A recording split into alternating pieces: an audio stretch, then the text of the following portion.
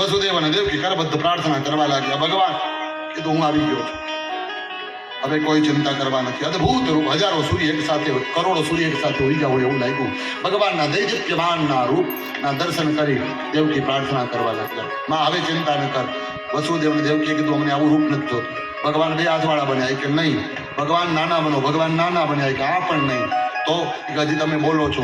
ભગવાન હાવ મૂંગા થઈ જાય કે આ પણ નહીં. કાં એ કે અમારે ત્યાં બાળકનો જન્મ થાય ને બાળક બોલે નહીં ને રડે નહીં ને તો માવતર ચિંતામાં પડે. ડોક્ટરો એને ઊંધો કરીને થપાટું મારે રડાવે એને, તારે રડવું પડશે. ભગવાન કે હું રડવું કે હા. અને ભગવાને રડવાની શરૂઆત કરી અને ભગવાનના રુદનની સાથે જેલના દરવાજા ખુલ્લા, સોંડલામાં પધરાવી અને કીધું હું આવીશ.